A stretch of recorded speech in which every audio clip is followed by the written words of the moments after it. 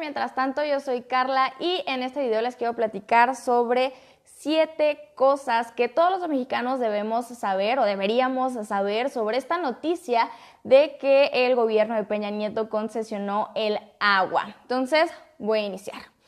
Punto número 1. ¿Qué fue lo que sucedió? Bueno, legalmente antes en México estaba prohibido otorgar permisos para extraer agua de cuencas nacionales.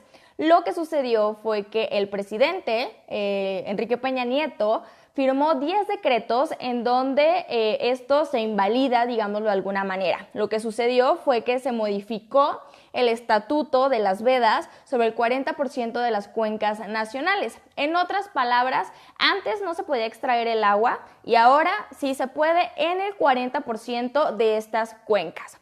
Número 2. ¿Cuándo pasó esto? ¿Cuándo sucedió esta noticia? Por ahí algunos andan diciendo que esto sucedió ayer mientras México estaba jugando con Alemania o mientras los mexicanos estaban festejando en el Ángel o en otros lugares. No, de hecho ni siquiera se dio en el marco del Mundial. Esto sucedió hace 13 días, el 5 de junio, y si bien no estábamos poniendo atención en el tema del Mundial, sí, quizás estábamos poniendo toda nuestra atención en el tema electoral, cuando no está mal que pongamos atención en temas electorales, pero también tenemos que seguir viendo qué hace el gobierno actual. Recordemos que ellos se van hasta el 1 de diciembre, entonces pues esto fue lo que sucedió el 5 de junio, repito, esto sucedió ya hace 2 semanas más o menos. ¿Cuál es la dimensión de esto? ¿De qué estamos hablando? ¿De cuánta agua se trata? Bueno, en México existen 756 cuencas, eso es el 100%. Lo que facilita o lo que ahora permite los decretos que firmó Peña Nieto es que se extraiga el agua de 40% de ellas.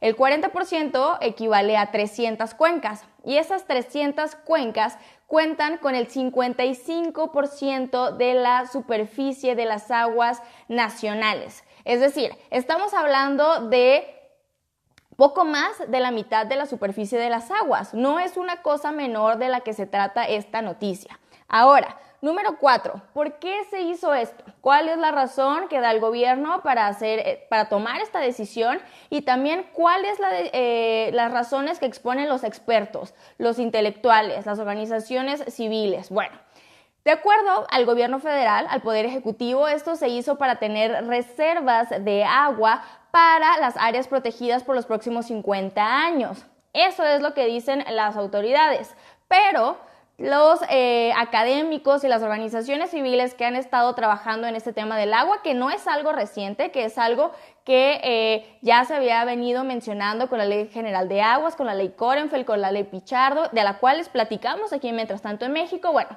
ellos dicen que se abre la puerta para que el líquido vital sea utilizado con fines lucrativos, a través ya sea de la privatización o de las concesiones. Es decir, ahí están las dos versiones, tanto la que da el gobierno como la que dan las organizaciones civiles que han trabajado en este tema.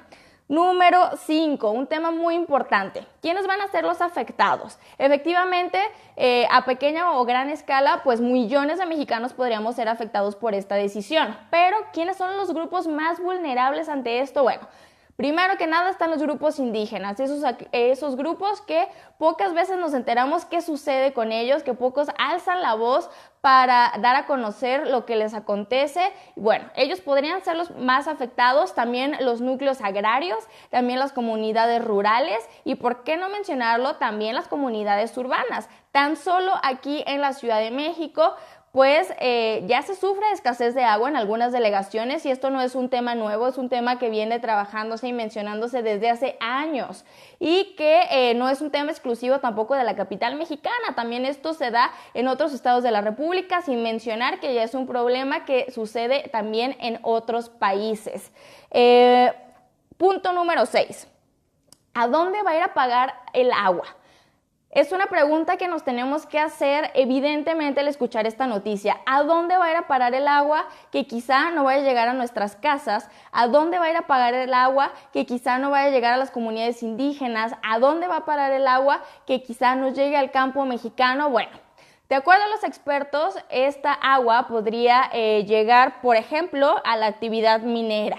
podría llegar a las hidroeléctricas, podría llegar a actividades industriales, podría llegar a desarrollos turísticos o inmobiliarios. Y un tema muy importante, también podría llegar a las actividades del fracking. De acuerdo a estas cuencas que les menciono de la cual se puede extraer el agua, algunas de ellas se encuentran localizadas en los estados de Nuevo León y de Tamaulipas, donde hay una alta actividad energética y donde se permite, a raíz de la reforma energética, la actividad del fracking, que es una actividad, para extraer o para hacer una extracción a través de agua, y se necesitan muchísima agua. Entonces ahí es donde pudiera llegar el agua que no va a estar llegando a nuestras casas. Por ejemplo, número 7, y ya con esto voy cerrando, el tema del Congreso. Por ahí me han hecho muchas preguntas y me dicen, oye Carla, ¿quiénes fueron los diputados o los senadores que votaron esto? ¿Quiénes fueron los legisladores que aprobaron esta decisión? En este caso, en esta particular noticia de la cual les estoy platicando, el Congreso no tuvo que ver. Esta decisión la toma o la acciona el presidente Enrique Peña Nieto a través de las facultades que él tiene con este cargo, y el Congreso no se ve involucrado. Pero si pensamos que esta agua puede llegar a las actividades energéticas, por ejemplo el fracking, evidentemente tenemos que pensar en la reforma energética, y ahí ustedes bien saben quiénes aprobaron esta reforma. Ya para finalizar, este no es un tema nuevo, a lo mejor a algunos los agarra de sorpresa, quizá muchos pensábamos que pudiera tomarse desde un tema legislativo, una discusión legislativa, y llega a través del Ejecutivo, pero es una ley o es un tema del cual venimos hablando desde hace años con la ley Korenfeld, venimos hablando de él también con la ley Pichardo. Esto no hace muchos meses, hace apenas unos meses aquí Mientras Tanto en México les hablábamos de esto, y que fue un esfuerzo en el que académicos, en el que intelectuales, en el que legisladores de oposición frenaron que pasara esta Ley General de Aguas, y que ahora, bueno, se pone la cereza del pastel con esta acción de firmar 10 decretos que toma el presidente Enrique Peña Nieto, y como pues dice el título de este video, nos mete un gol a los mexicanos. Creo yo que no está mal que estemos poniendo atención o que nos estemos divirtiendo en el tema del mundial.